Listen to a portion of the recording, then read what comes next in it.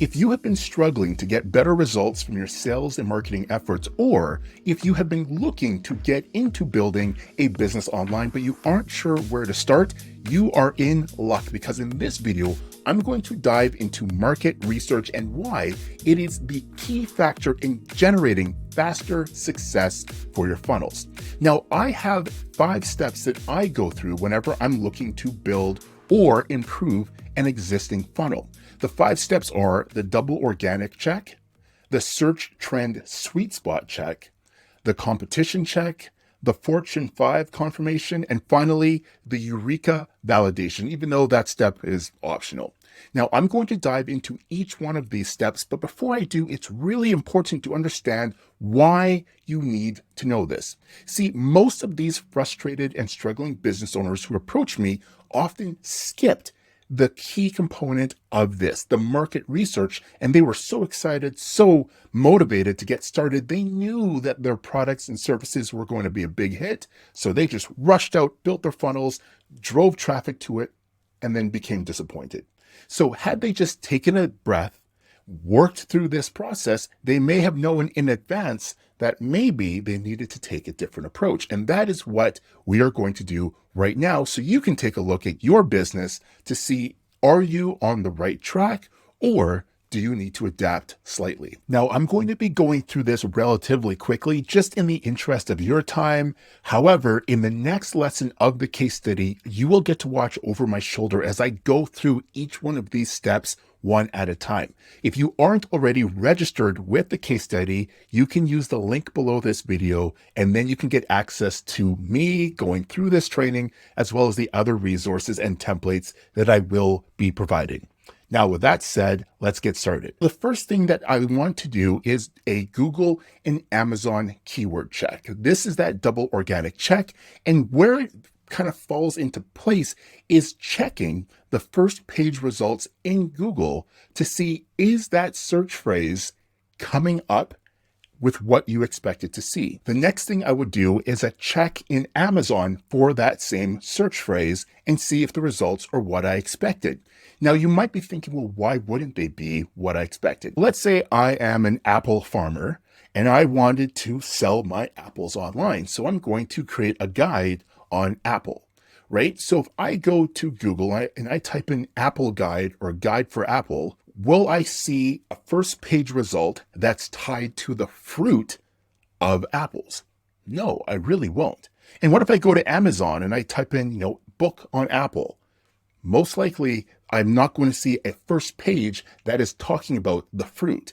It is going to be talking about the Apple computer technology company, right? So this is a prime example of the search intent needs to line up before you even embark on this funnel journey. Because if you are going after a search phrase or term that the majority of searches are not going to be relevant for, all you're going to end up doing is punishing yourself in the eyes of the search engines. And realistically, you're not doing yourself any favor for your own conversions. So the first thing I want to do is make sure that, yes, all the results on that Google search and Amazon search come back for listings that are related to exactly the market, the target problem or desire that I'm looking to address. If they don't, then I need to avoid that keyword and I need to do a different check until I get first page results that are relevant to that term. So that's the first check. Now, the next thing I want to do is a search trend sweet spot check. So what is this? Well, in this situation, we want to look at a global scale. So we're going to go to Google Trends and we're going to do a region check of worldwide searches, and we're going to look for the past 5 years. Now, what we want to look for is certain comparison benchmarks to make sure that that search phrase, that market we're looking to enter, isn't one that is just spiking in the last year and then plummeting. We want to look for something that's more stable, one that is shown to have a track record of search intent for the past 5 years on a global scale. Maybe it doesn't have to be global depending on your market, but the bigger the market, the better your ability to reach your target market. So if it's global, keyword phrase, then that just gives you more opportunities to find customers at a global scale, as opposed to, within a small town in Ohio in the United States, right? So once we're doing the worldwide search for the past 5 years, we've set the comparison benchmarks so we know this is a stable search term relevant to other consistent search terms. Now we know that we have a stable interest within that range, and we aren't chasing after a fad or something that's just going to disappear. It'd be like someone starting up a business going after, Tamagotchi guides or how to maintain your Furby or whatever kind of brief flash in the pan trend that was really popular for maybe a year and then disappeared. Right? Because you see story after story of businesses who they saw this trend and they're like, oh, I got to get in front of this. And they build out an entire funnel and business around it. And then it disappears. And now they've spent all of this time and resources building a business that had no longevity from the very beginning, which they would have noticed had they done a search into the trend over a longer period of time, looking for those spikes and eliminating anything that doesn't have stability. Once we've done that, we want to do a serious competition check. So what do I mean by serious competition? I'm talking about paid advertisers, right? It's not enough to just do a search and be like, oh yeah, there's tons of people who've created blogs on this topic or have wrote books, let's say, on this topic. We want to know, are people actually advertising their products and services, whether it's in Google or in this case on Amazon? If we go to Amazon and we type in our keyword, which we identified in step 1, are we going to see paid ads? Because if advertisers are paying to get their products and services in front of people using that same search term, it shows that that's likely a search term that has buyer intent. And that is what we're looking for. If it's not a search term with buyer intent, you really don't want to start building out your website and your funnels and all of your efforts around that search term, because clearly you're setting yourself up at a significant disadvantage. So in this situation, what we're looking for is 3 to 7 paid ads on that Amazon listing for that search term. 3 to 7 is manageable. It shows, hey, yeah, we have serious competition, but it's still manageable. What we want to avoid is no ads at all, or a page that is full of ads. Because if there's a ton of ads, that means that it's going to be really hard to get your own marketing messages in front of these same people as it relates to that search term. A prime example would be a book on investing, for example.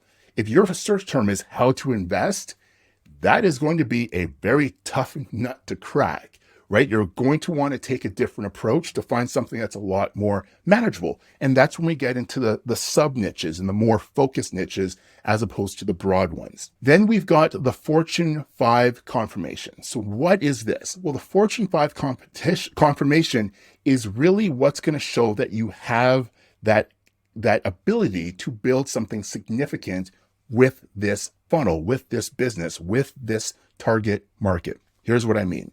So the first one is this an evergreen market?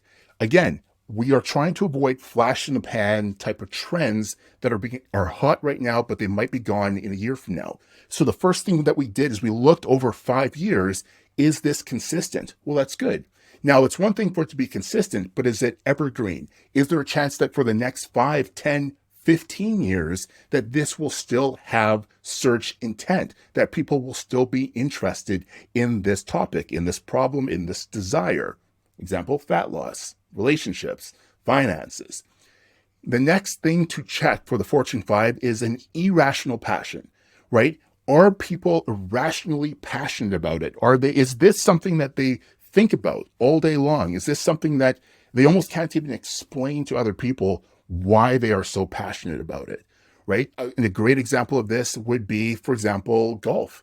People who are passionate about golf, this is all they do. They think about it. They dream about it. They're watching TV shows. They're reading books, right? This is a group of people who are super passionate about this topic. Same thing with dogs, horses, right? Someone who's, really passionate about equestrian training. They're reading books on horses. They're watching videos. They're buying courses. They're buying equipment. They're going to events, right? Think of a market where there's a passion around it, because if there's a passion, it's probably going to be a lot easier to find groups that you can go into because they're talking about this topic, this niche. But as well, is this is something where if you put the right offer in front of them, that if they are irrationally passionate about it, they're more likely to take action on this versus, a business built on selling, hemp bars for scrubbing your toilets, right? You know what I mean? Like it needs to have a market that has a passion to it, which leads to step number 3 in this confirmation, which is the financial damage potential, right? Is this a topic? Is this a market? Is this a search kind of phrase where if something isn't done about it, or if it's not done correctly, there is significant financial implications around this? So when we're talking significant financial, we're talking like $10,000 and more. For example, someone who's looking to plan their wedding, right? There's always going to be people planning weddings. That's evergreen. They are irrationally passionate when it comes to their weddings, right? They're consuming everything they can about planning. They're going to Pinterest. They're doing all of this stuff. They're going to events. The first 2 is taken care of. Number 3, financial damage potential. If this wedding goes wrong, if it's not done properly, we are talking about thousands of dollars of deposits, of travel arrangements, of accommodations, of food, you name it. There is significant potential for damage if it's not done properly, right? Same thing could be said with parenting, right? This also falls into a lot of those categories. So that's what we're looking at. Is there a potential that if it's not done properly, there could be significant financial consequences? The 4th is there additional solutions potential, upsells, downsells? Is there more than just one solution that we could offer them as it relates to this market, this passion, this topic, right? Is there other things that you can think of after the initial sale that addresses problems that they might encounter in the future, or things that they may still be struggling with in the past that you can present to them? All of this maximizes the profit potential of your business moving forward. And that is why we do this. And 5th is there whales in the market? Whales is a term kind of, the casinos in Vegas, the people, the heavy hitters with financial wealth pouring out of their ears, right?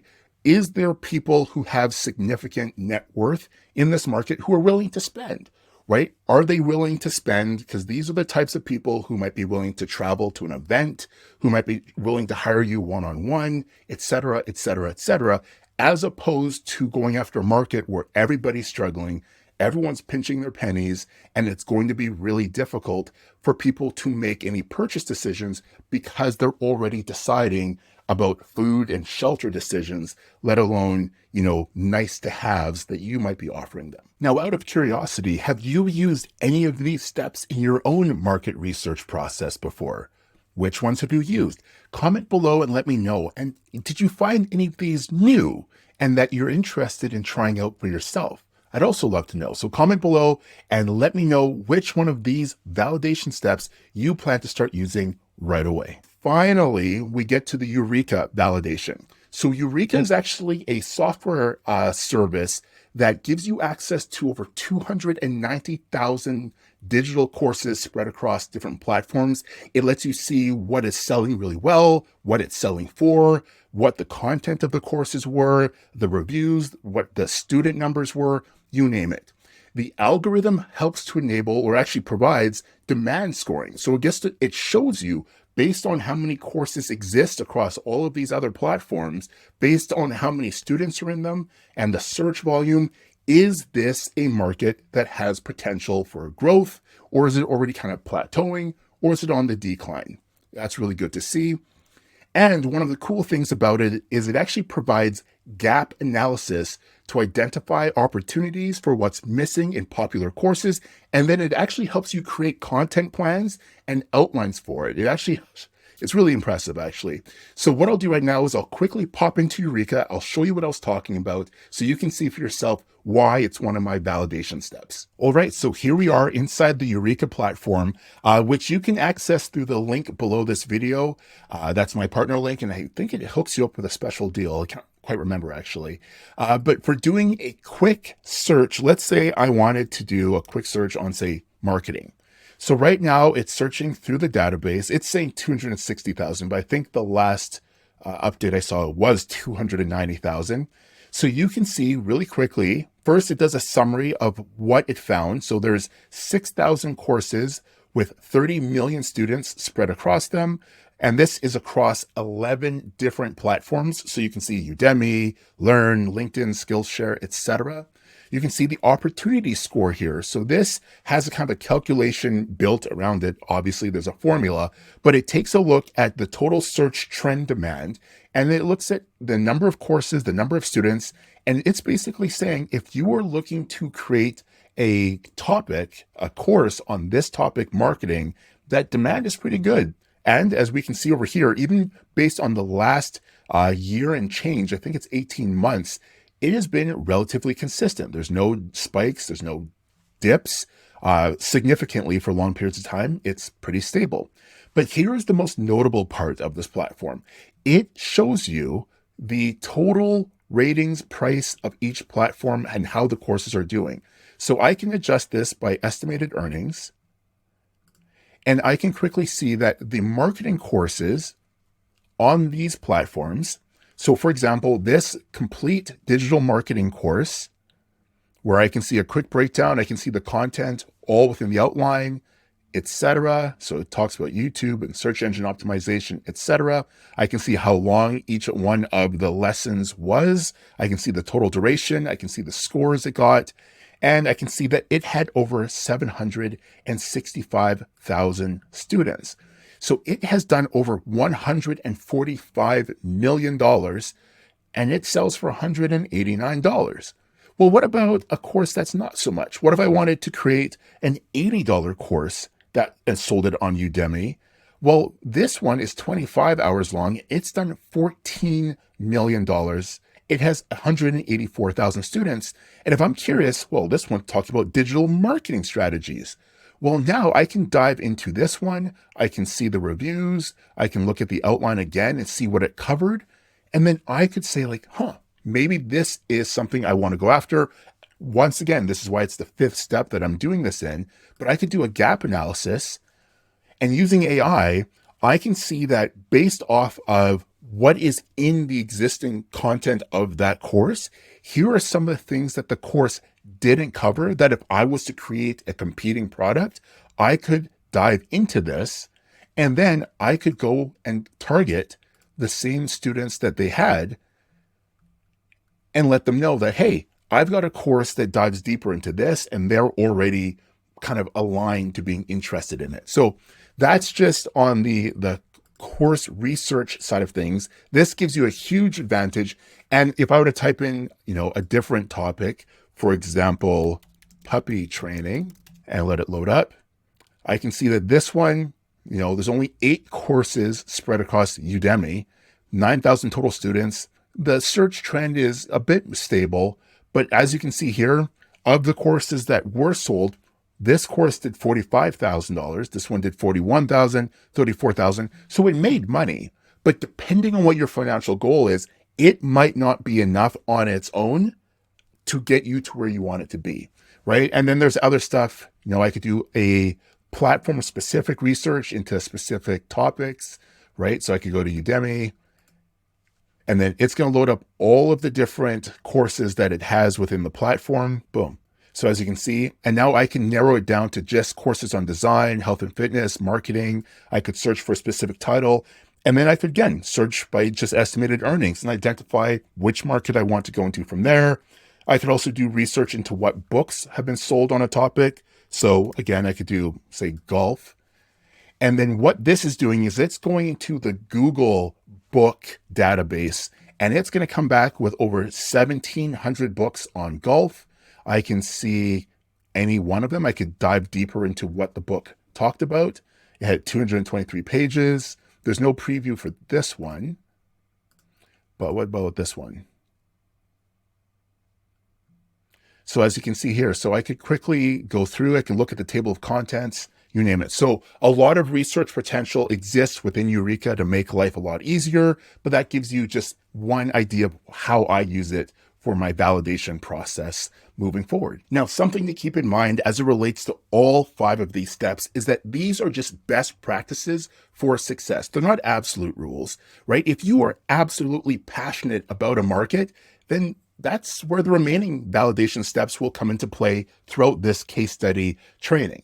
However, this sets you up for the best likelihood for success, because if all 5 of these steps show that this is a topic, this is a market that has a ton of potential, it's consistent, it's evergreen, there's paid competition in the market, and the results on the organic searches are coming up as expected, then you are setting yourself up for a much easier journey ahead than going after a market or building a funnel that lacks all of these things.